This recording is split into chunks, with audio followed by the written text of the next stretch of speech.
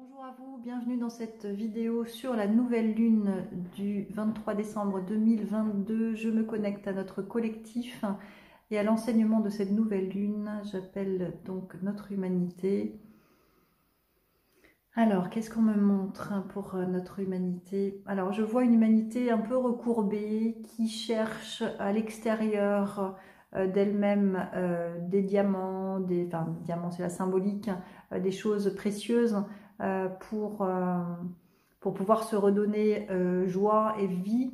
Alors qu'en fait, le diamant, il est à l'intérieur de soi, il est dans le troisième œil, il est dans le discernement, il est dans la vibration qui émane de l'intérieur vers l'extérieur et non de l'extérieur vers l'intérieur.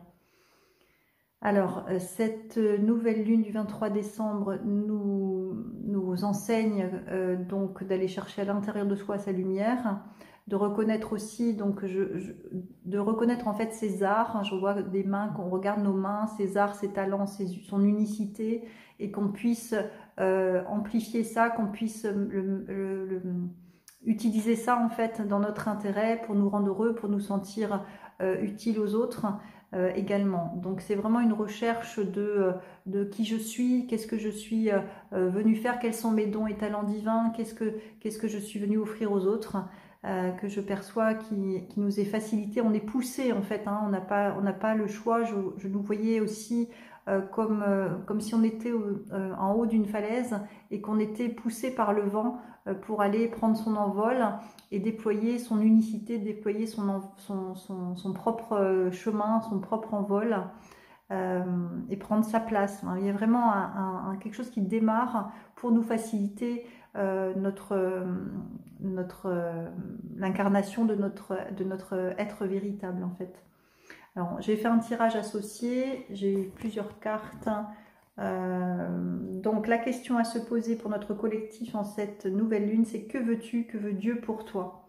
Encore une fois, on est là pour se réaliser du point de vue de notre âme, pas du point de vue de notre ego, pas du point de vue de notre petite humanité, même si ça va avec. Notre corps est au service de notre âme, c'est le temple sacré de notre âme, et on est là donc pour diffuser, déployer la version divine de notre être. Voilà, donc que veux-tu, que veut Dieu pour toi? Trouver donc ce qui nous fait vibrer pour pouvoir pleinement l'incarner en connaissance de notre valeur, de nos dons, talents divins. Donc deux obstacles ensuite, la croyance, la vie tue. La vie tue. Effectivement, une croyance comme ça ne nous fait pas avancer dans la vie. Et mémoire familiale. Alors là, en plus, on a les fêtes de Noël qui arrivent.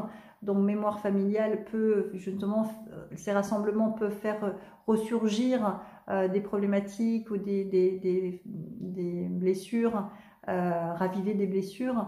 Donc ça, c'est un obstacle qui empêcherait en fait de continuer dans notre élan, de nous réaliser, hein, de peur d'être rejeté de la famille ou de peur d'être jugé par la famille.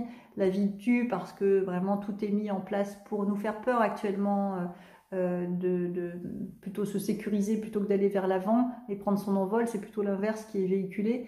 Donc ça peut engendrer justement la peur de la mort.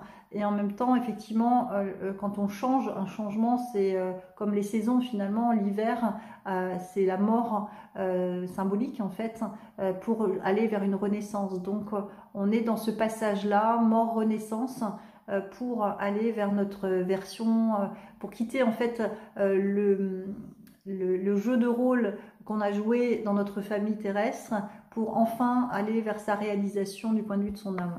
Les ressources sont donc la foi, donc être connecté à notre part divine, à notre foi, à plus grand que soi en fait, à Dieu, à la source, appelez comme vous voulez, et également la nourriture. Qu'est-ce que je nourris, hein, la nourriture dans ce sens-là, on peut l'amener avec les fêtes de Noël, mais c'est surtout la nourriture.